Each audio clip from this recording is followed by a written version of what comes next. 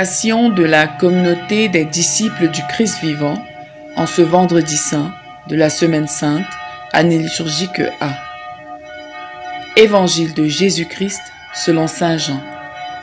Récit de la passion du Seigneur.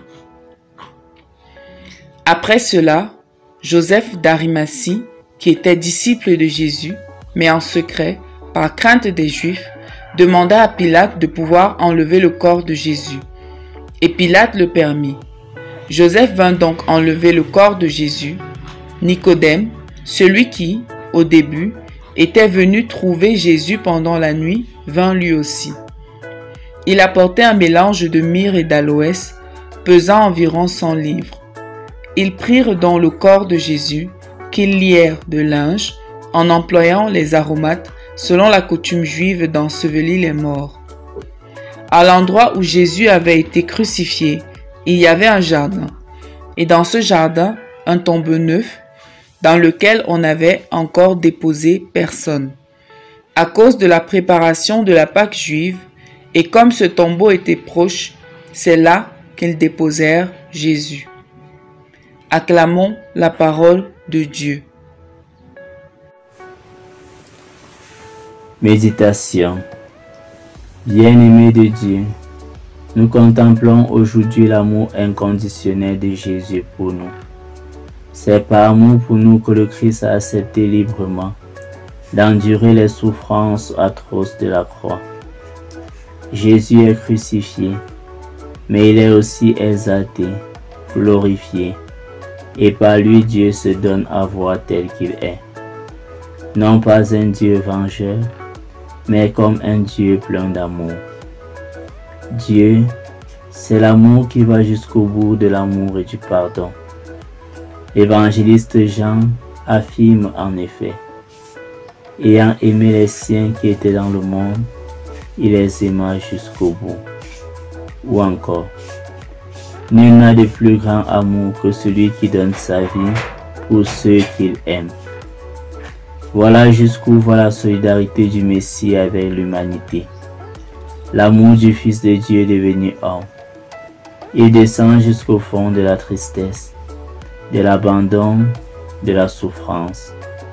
Par sa passion, par sa mort sur une croix, Jésus rejoint chaque homme au plus profond de la condition humaine. C'est en effet ce que révèle le prophète Isaïe dans le 4e chant du serviteur souffrant. C'était nos souffrances qu'il portait, nos douleurs dont il était chargé. Et nous pensions qu'il était châtié, frappé par Dieu, humilié. Or, c'est à cause de nos fautes qu'il a été transpercé. C'est par nos péchés qu'il a été broyé. Le châtiment qui nous obtient la paix est tombé sur lui. Et c'est par ses blessures que nous sommes guéris. Ce que vit dans Jésus a quelque chose à voir avec nos propres vies. Ce que le Christ attend de nous donc, c'est que nous puissions comprendre nous aussi que ce sont nos souffrances qu'il portait, nos douleurs dont il était chargé. Ce qu'il veut, c'est que nous fassions le lien entre sa vie et la nôtre. C'est pour nous les hommes, comme le dit l'apôtre Pierre, que le Christ a souffert. Dans le supplice de la croix, Jésus va jusqu'au bout de ce qu'il a vécu, se fait proche de tout homme. Jésus prend sur lui notre péché, tous nos manques d'amour, pour nous entraîner à sa suite, à donner notre vie pour aimer, à donner notre vie en aimant. C'est en cela qu'il nous sauve, c'est comme cela qu'il sauve le monde. Le monde sera sauvé par l'amour que nous donnons à la suite de Jésus. Car l'amour de Dieu agit dans ce monde par l'amour que nous donnons. Prions. Seigneur Jésus, tu as accepté librement de porter le poids de nos fautes.